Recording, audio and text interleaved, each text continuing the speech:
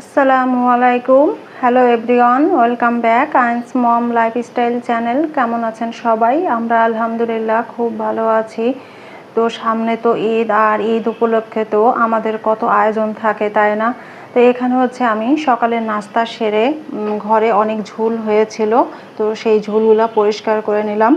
আর ঝুল পরিষ্কার করতে করতে আমি যখন বেলকনিতে আসছি তখন দেখলাম যে আমার এই টপের এই গাছের ডালপালাগুলা অনেকটাই ঝুলে পড়েছে। তো আমি ভাবলাম যে ওগুলাকে আবার কেটে আমি পুনরায় আবার লাগিয়ে দিই। তাতে করে গাছের সৌন্দর্যটা কিন্তু আরও বেশি বেড়ে যাবে, আর টবটা দেখতেও কিন্তু আরও বেশি সুন্দর লাগবে। তো আমি কিন্তু ঘুরে ফিরে বেলকনিতে আসি, আর আমি দেখি আমার কোন গাছটাকে কি করতে হবে, পাতা ফেলতে হবে বা পানি দিতে হবে, এগুলো আসলে আমি চেক করি। তো ওই কাজটা করে এখন চলে আসছি এই যে ঘরের মধ্যে। এখানে এসে যে গাছের পাতাটা আমি পরিষ্কার করে দিচ্ছিলাম, পাতাতে অনেক ময়লা জমে গিয়েছিল।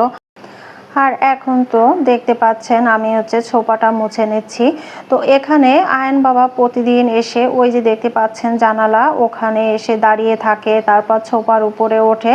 তো সব কিছু মিলিয়ে বাসায় তো ছোট বাচ্চা থাকলে আসলে সব কিছু নোংরা হতেই থাকে, যতই পরিষ্কার রাখি না কেন। তো আমি এখানে ছোপাটাকে সুন্দর করে পরিষ্কার করে নিচ্ছিলাম। এই যে এই গাছেও দেখতেছিলাম যে ওর কোনো সমস্যা আছে কিনা, পানি দিতে হবে কিনা। তো যাই হোক, এই কাজটাও আমার করা হয়ে গিয়েছে। তো এখন চলে আসছি রুমে। এখানে বেডটাকে ক্লিন করতেছিলাম, আর বেডশিট আয়ন বাবা লাফায় লাফায় একদম উল্টাপাল্টা করে ফেলে। তো বেডশিটটাকে আমি ঠিকঠাক করে দিচ্ছিলাম। এ রুমে থাকা হয় না ঠিকই, কিন্তু প্রতিদিন আমাকে কয়েকবার করে বেডশিটটা ঠিক করতে হয়। চলুন ঘর ঝাড়ু দিতে দিতে আমার ছোটোবেলার ঈদটা ছোট করে একটু বলি। আমি যখন প্রাইমারি লেভেলে ছিলাম তখন ঈদটা অনেক এনজয় করতাম। যখন হাই স্কুলে গেলাম তখন বড় বোনদের বিয়ে হয়ে গেল, আস্তে আস্তে মজাটাও চলে গেল। এখন আর ঈদের গন্ধটাও পাই না। আর আগে বলে বলে একটা ড্রেস কিনতে পারতাম, আর এখন মনে করুন 5টা 6টা ড্রেসও কিনে ফেলতেছি, হাজার হাজার টাকা খরচ করতেছি, কিন্তু ওই যে মজাটা, সেই মজাটা কিন্তু আর পাই না। বোনদের হাতে গোসল করা, চুড়ি পরা, নতুন জামা পরা, নেল পলিশ পরা, নতুন জামাটা পরে ঘুরে বেড়ানো, সব কিছু মিলিয়ে না অন্যরকম একটা ঈদ পালন করতাম। এখন আর সেটা হয় না। সত্যি বলছি, আমি না খুব মিস করি ওই দিনগুলোকে। আর এখন মনে হয় আমি যদি ওই দিনটাতে ফিরে যেতে পারতাম।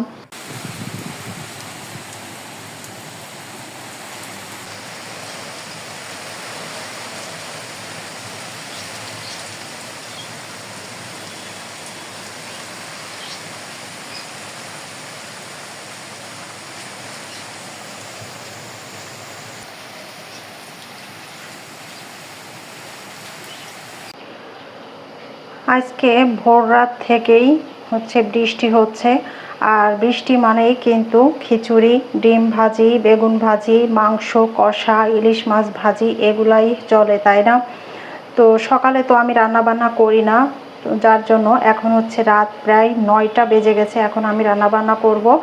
তো এখানে যে দেখতে পাচ্ছেন আমি কিন্তু খিচুড়ি রান্না করব। এখানে পোলাও চাউল নিয়েছি, আর 3 রকমের ডাল নিয়েছি, মুসুরির ডাল, খেসারির ডাল, আর মুগ ডাল। তো এটা ধুয়ে সুন্দর করে প্রসেসিং করে রেখেছি। আর এখানে মাংস কষা করব, এটা চিকেন। আর এখানে তো আলু রেখেছি আয়ন বাবার জন্য। এখানে ঢেঁড়স ভাজি করে নেব, এটা রাতের জন্য না, এটা আগামীকাল সকালের জন্য। আর খিচুড়িটা আমরা আজকে রাতেই খাবো। আর এখানে তো পেঁয়াজ, মরিচ, তারপর রসুন, যা লাগবে সব কিছুই করে নিয়েছি। এই তো আমি তো রান্না বান্না করতেছিলাম, ওটা নিয়েই ব্যস্ত।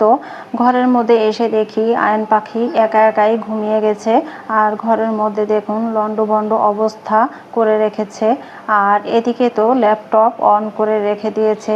আসলে ও যেদিন বিকালে ঘুমায় না সেদিন এইরকম করে একাই ঘুমিয়ে পড়ে।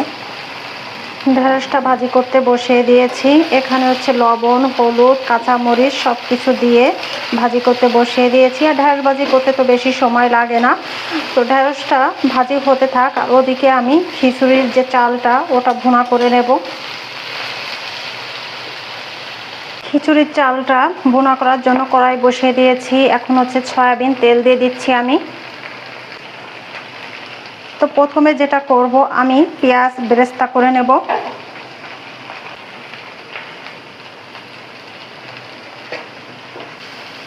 আমার পেঁয়াজটা হচ্ছে ব্রেস্তা হয়ে গেছে। এখন আমি এখান থেকে অর্ধেকটা পরিমাণে তুলে নেব।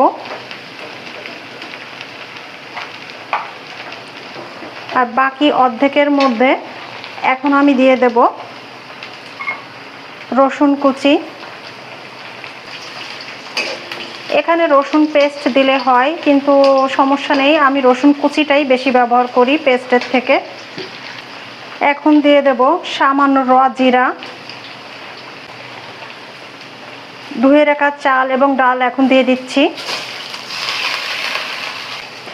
এখন আমি আস্তে আস্তে বাকি উপাদানগুলো অ্যাড করে দেব। এই পর্যায়ে চালটা একটু আমি লো পর্যায়ে রেখেছি। দিয়ে দেব পরিমাণ মতো হলুদ, পরিমাণ মতো লবণ,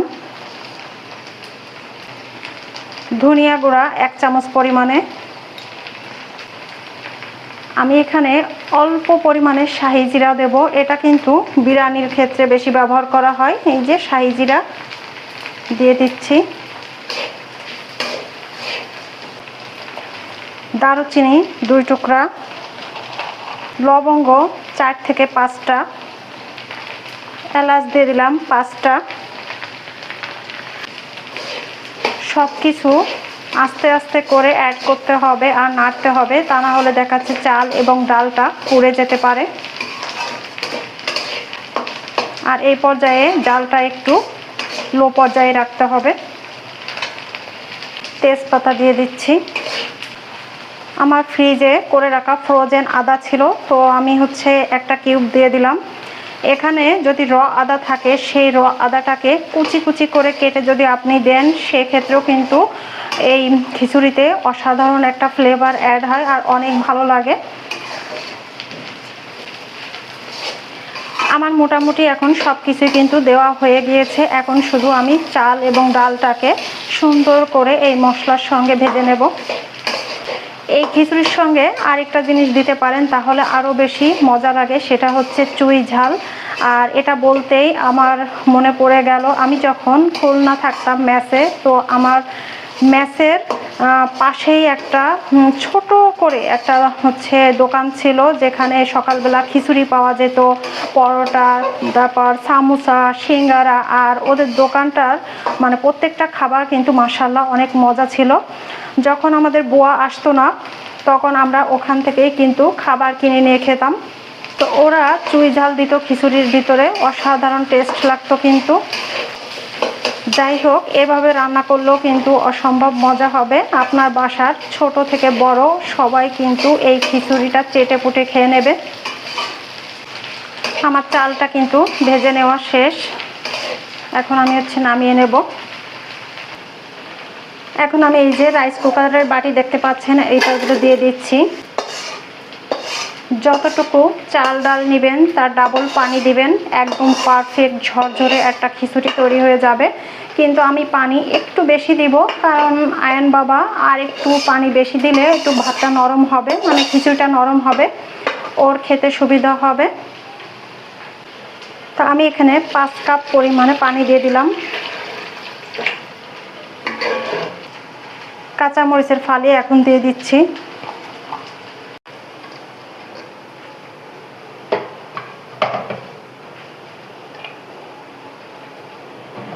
এদিকে খিচুড়িটা হতে হতে আমি এখন মাংসটাকে রান্না করে নেব।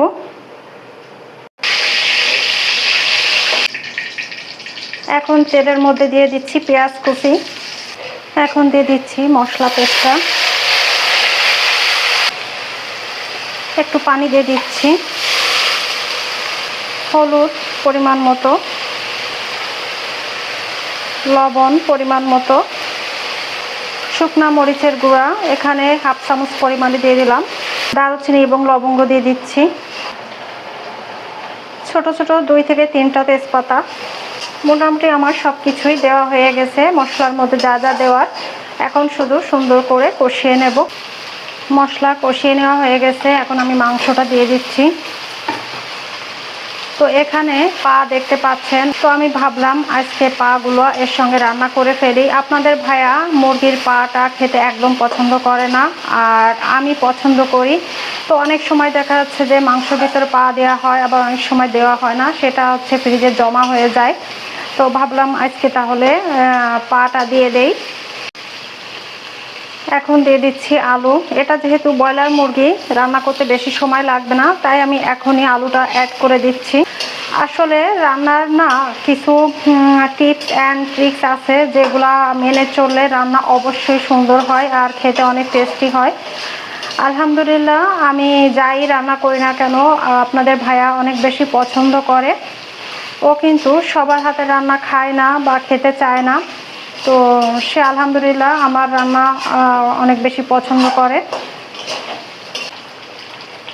এখন কষিয়ে নেওয়ার জন্য আমি পানি দিয়ে দিচ্ছি। এখন ঢাকাতে রেখে দেব কিছুক্ষণের জন্য।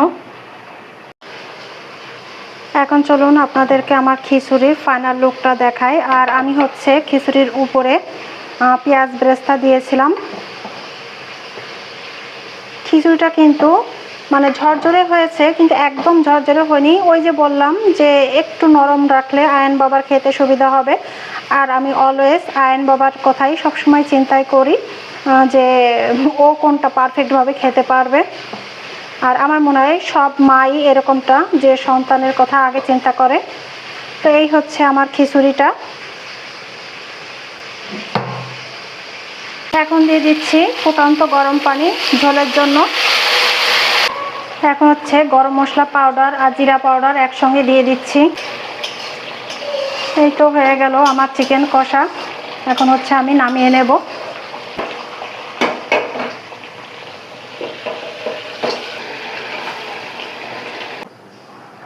আমি রাতের ডিনারটা সাজিয়ে নিয়েছি আর ভিডিওর শেষ পর্যায়েও চলে এসেছি। যারা ভিডিওর এই পর্যায়ে এসে একটা লাইক দিতে ভুলে গেছেন, প্লিজ একটা লাইক দিয়ে দিবেন আর ফুল ওয়াচ করে আমার পাশে থাকার অনুরোধ রইল। আজ আর না, সবাই ভালো থাকবেন। আল্লাহ হাফেজ।